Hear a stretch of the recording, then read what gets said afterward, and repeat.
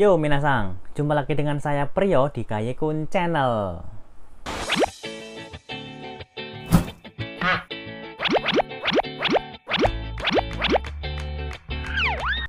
Baik, hari ini kita akan melanjutkan materi kita di buku Minano Nihongo ya minasang ya. Di video kali ini kita akan melanjutkan pada bab kelima ya.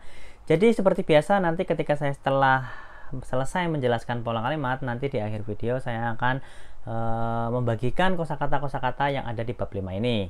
Jadi harapannya seperti biasa ya, dengan pola kalimat ini dan dengan kosakata yang saya bagikan nanti, minasan bisa membuat contoh kalimat berdasarkan pola kalimat yang telah saya jelaskan nanti ya.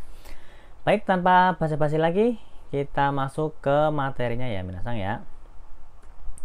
Baik, ada apa aja sih di Minano Nihongo bab 5 ini? Untuk pola kalimatnya yaitu yang pertama adalah kata benda ikimasu, kimasu, kaerimasu. Nah, jadi di sini ada partikel ya minasang ya. Partikel diikutin kata kerja ikimasu atau kimasu atau kaerimasu ya minasang. Itu untuk apa ya? Itu untuk menunjukkan arah gerakan atau tempat tujuan yang dinyatakan oleh kata kerja tersebut ya. Kata kerjanya itu yaitu ikimasu, kimasu maupun kaerimasu. Jadi partikel di sini kalau misalkan diartikan ke dalam bahasa Indonesia itu ke ya minasang. Untuk lebih jelasnya kita ke contoh kalimatnya. Contoh kalimat yang pertama adalah osakae ikimasu.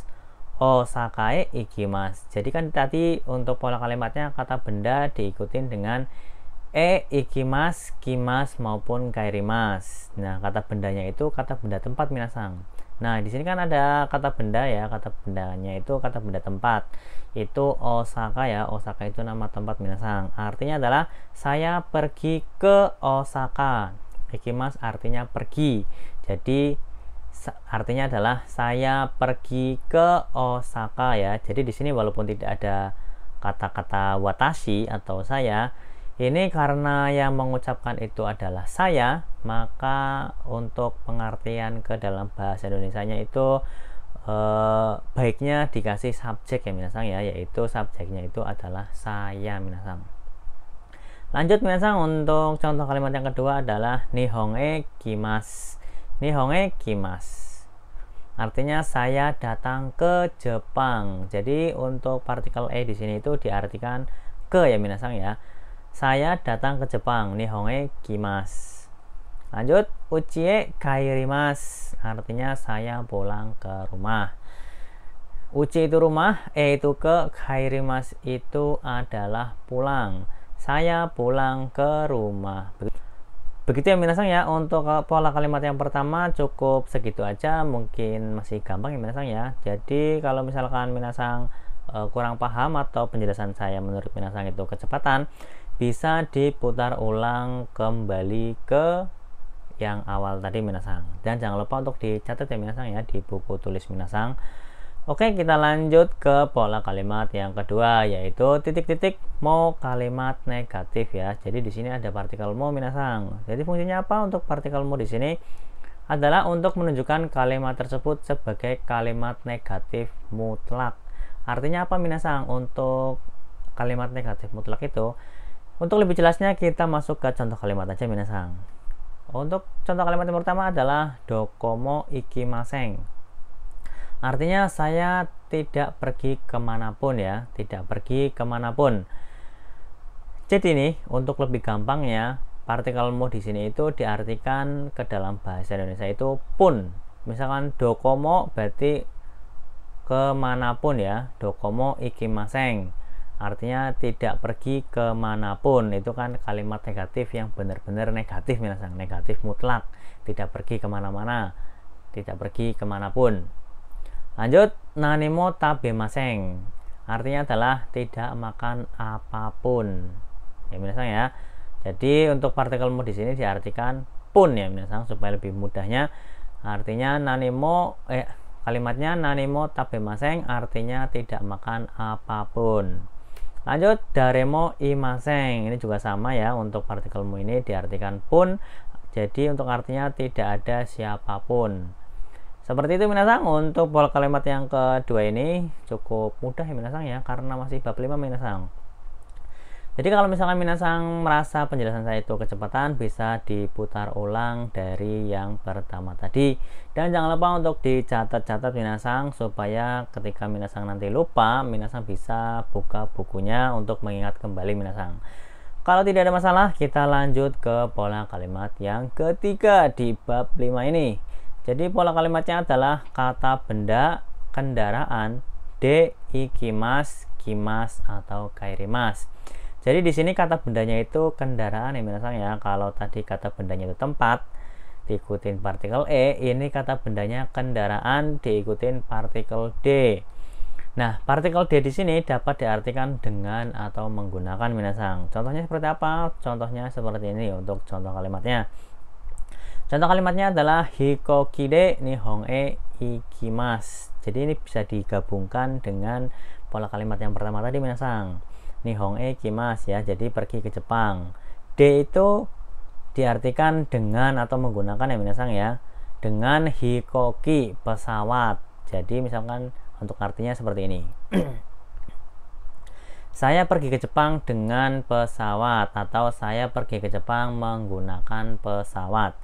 Jadi lebih gampangnya partikel D ini diartikan menggunakan ya minasang ya, ataupun dengan. Begitu minasang. Untuk contoh kalimat yang kedua yaitu jitensha de uchie kairimas.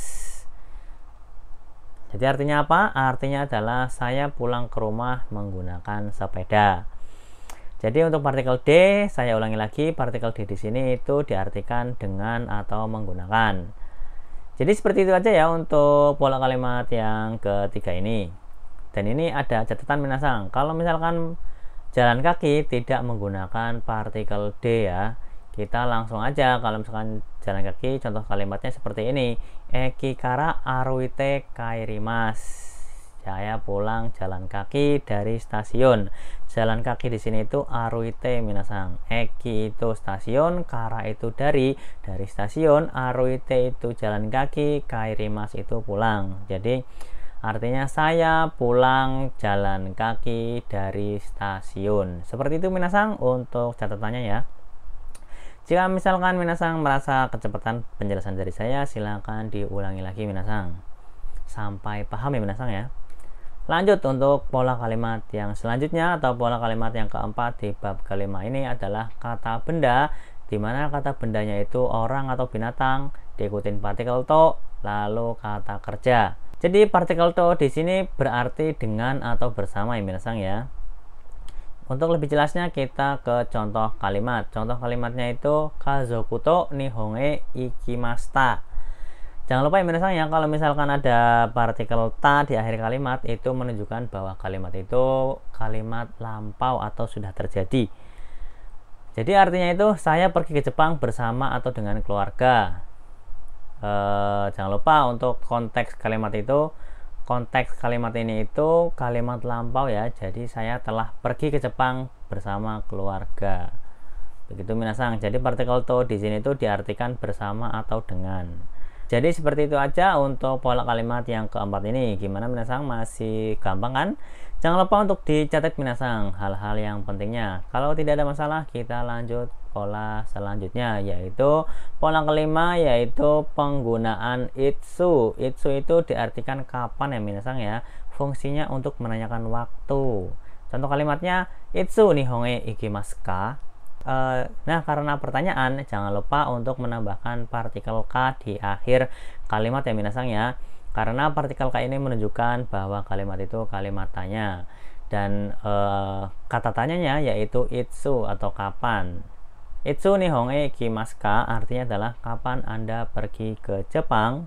Nah, seperti itu aja minasang ya untuk penggunaan kalimat itsu. Di sini sangat mudah ya minasang ya, karena itsu itu diartikan kapan, dan jangan lupa untuk menambahkan partikel K di akhir kalimat supaya menunjukkan bahwa kalimat itu kalimat pertanyaan. Seperti itu aja minasang untuk penggunaan itsu. Kalau tidak ada masalah, kita lanjut ke kalimat yang selanjutnya ya, atau pola kalimat yang selanjutnya. Pola kalimat yang selanjutnya nih yaitu pola kalimat penggunaan partikel yo. Jadi partikel yo ini digunakan untuk mempertegas kalimat dari pembicara kepada lawan bicara nih. Maksudnya gimana? Kita langsung ke contoh kalimatnya minasang. Contoh kalimatnya itu seperti ini. Misalkan si lawan bicara ngomong seperti ini. Ashitawa yasumimasu ka? Jadi si lawan bicara itu nanya kepada kita nih, Ashitawa yasumimasu ka? Apakah besok libur?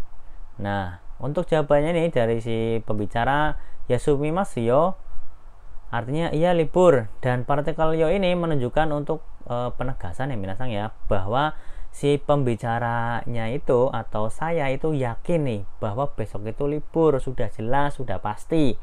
Jadi kita pakai partikel yo, yasumimasu yo, itu untuk menunjukkan penegasan kepada lawan bicaranya minasang. Artinya dengan kalimat tersebut itu kita sudah yakin bahwa besok itu libur. Begitu ya minasang ya. Ya, jadi untuk pola kalimat di Minano Nihongo bab 5 ini seperti itu aja.